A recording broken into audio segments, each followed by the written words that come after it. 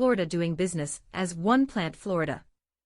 One Plant Florida cultivates, processes, dispenses and retails medical cannabis to qualified patients in the state of Florida through multiple retail dispensaries and an innovative next-day door-to-door e-commerce home delivery service, thereby offering convenient access for its customers and meeting the demands of an evolving retail landscape. Bluma Wellness plans to continue expanding its cultivation and distribution operations as the Florida market grows. All right, thank you, Clara. Bluma Wellness and Cresco Labs are getting into business together, so that's awesome. We're going to finish up here with This Week in Cannabis, Banking, Insurance, New York Earnings, Financings, M&A, and more. This comes to us from Benzinga. Came out yesterday evening at 7:12 p.m. Clara, could you finish this up for us, please? Major earnings reports, financings, M&A announcements, and policy moves flooded the cannabis industry this week. A bipartisan marijuana insurance bill, the Clarifying Law Around Insurance of Marijuana Claim Act of 2021, was introduced in Congress by New Jersey Senator Bob Menendez. The bill proposes enabling insurance coverage for cannabis and related businesses. House Representatives also reintroduced the Safe Banking Act on Thursday. If it passes, it would enable cannabis companies to utilize much-needed banking services. The act is supported by Democrats Ed Perlmutter and Nydia Velázquez, as well as Republicans Steve Stivers and Warren Davidson, with around 100 co-sponsors. Reports out of New York suggested that a final deal for a bill to legalize recreational marijuana in the Empire State is imminent. Benzinga cannabis content is now available in Spanish on El Planteo.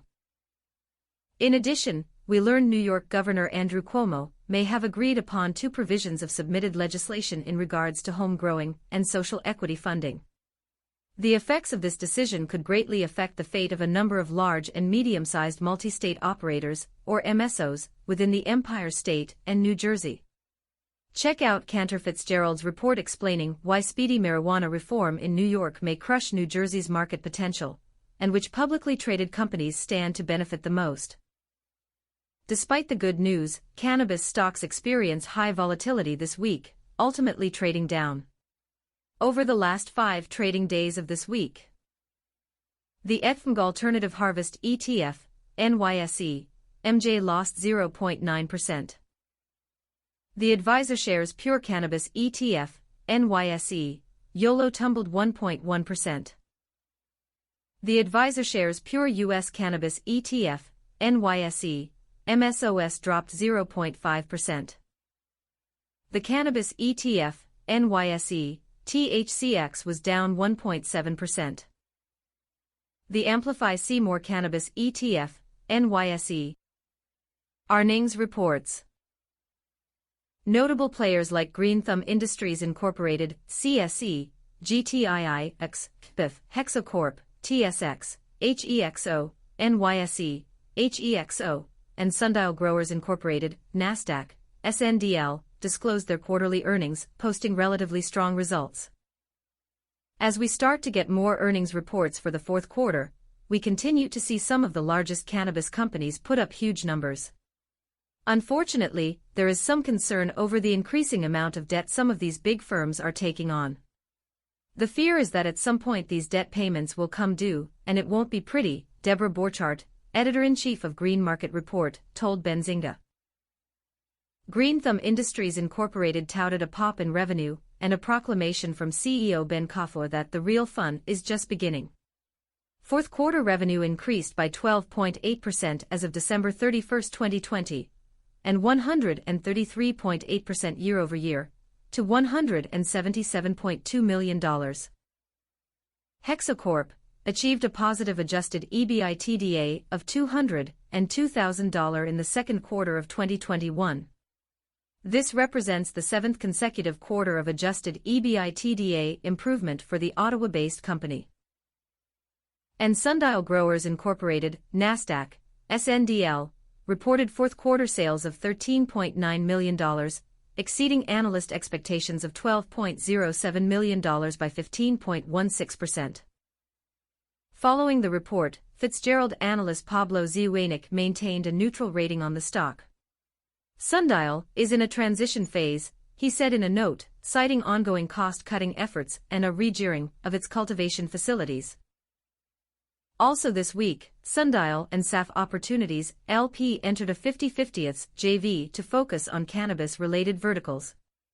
Sundial made an initial commitment of $100 million. The joint venture expects to pursue additional potential mandates, including a Canadian SPAC, and other investments, a press release added.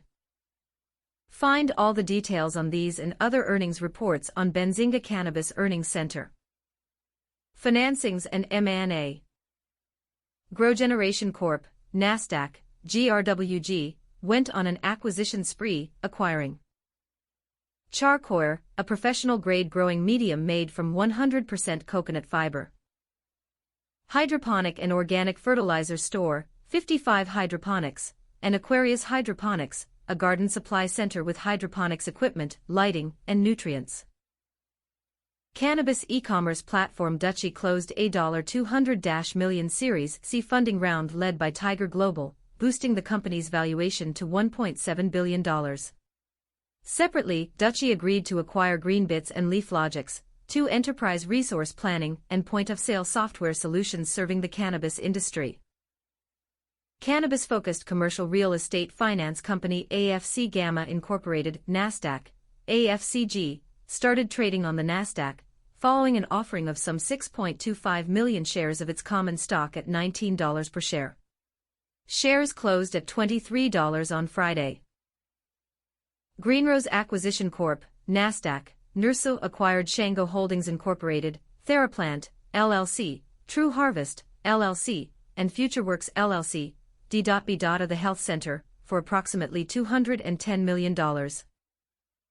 Innovative Industrial Properties Incorporated, NYSE, IIPR, agreed to purchase a cannabis cultivation site in Illinois for $6.5 million. The REIT also secured $45 million in financing to complete a build-out of the facility, which will subsequently be leased back to 4FRONT Ventures Corp., CSE, FFNT, FFNTF, as part of a 20-year agreement with 2 5-year extension options. Phoenix-based 4FRONT will fund some of the construction. The deal totals some $51.5 million. Cresco Labs, CSE, CL, CRLBF, is taking over Massachusetts-based Cultivate Licensing LLC and BL Real Estate LLC for a total of $158 million. MedMen Enterprises Incorporated, CSE, MMEN, MMNFF, raised $20 million, $16.05 million, by selling units at a price of $0.40 per unit. The Flower Corp., OTC, FLWPF, raised $15.9 million by selling units. MWG Holdings Group closed a Series B preferred private placement for aggregate gross proceeds of $10.8 million.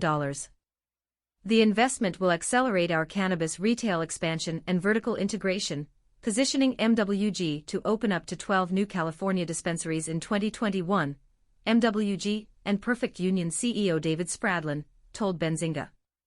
MWG's management team has consistently grown our asset base, increased store sales, and achieved positive EBITDA, which fuels the company's ability to provide communities with quality cannabis products, one-on-one service, and good-paying jobs with benefits and career opportunities. Tilt Holdings Incorporated, CSE, Tilt, TLLTF, expanded its operations in Ohio with the closing of the company's acquisition of Standard Farms Ohio LLC. Tilt President Gary Santo told Benzinga, as the evolution towards a traditional CPG industry takes place, we look to be on the forefront of Cannabis 3.0 by opening new markets to our brand partners. Standard Farms Ohio furthers our growth strategy and will bring a consistent supply chain solution to other multi-state operators, licensed producers and brands operating or looking to enter the 7th most populous state in the U.S. IM Cannabis, NASDAQ, IMCC, acquired Canada-based Trick Home Financial for some $101 million Cordobus, effectively entering the North American market. Hero Technologies, OTC, HENC, will buy 40 acres of land in Moffat, Colorado for cannabis operations. New Lake Capital Partners Incorporated and Green Acreage Real Estate Corp. confirmed a merger and the creation of the combined company. Other news. California granted $15 million to 10 cities and counties that are part of social equity programs. CBDMD Incorporated, NYSE, YCBD, formed a new wholly owned subsidiary that will focus solely on research and development activities. Regulatory consultant Sybil Swift, a former U.S. Food and Drug Administration, FDA, official, and General Counsel Lance Blundell will serve as co-chairs of the new unit. The vast potential of CBD, as well as other cannabinoids, has yet to be uncovered, Martin Sumitrast, chairman and co-CEO of CBDMD told Benzinga. CBDMD Therapeutics' mission is to strive to discover these opportunities that can have a meaningful, positive impact on people's health and wellness and unmet medical needs. Okay, great. That's a nice rundown of the week in cannabis. Thank you, Clara, for that. This is going to wrap up our show for Saturday, the weekend recap. As always, I want to thank everyone for listening. I truly appreciate it. It's been a blast working on this podcast for you. Looking to keep going for as long as I possibly can. It's just a joy to be able to share my information with everybody, and hope you can take advantage of some opportunities here in the cannabis market. Real quick, I just want to state that we do have a social media presence on Facebook, Twitter, Instagram, and YouTube. Please feel free to reach out, leave us a note, let us know how you think we're doing. Love to hear from you. The podcast itself is on all the major streaming platforms, so feel free to look for it anywhere you'd like. I want to wish everyone a wonderful weekend and a profitable next week. This is Johnny Fongo. You've been listening to The Johnny Fongo Show, and have a profitable day.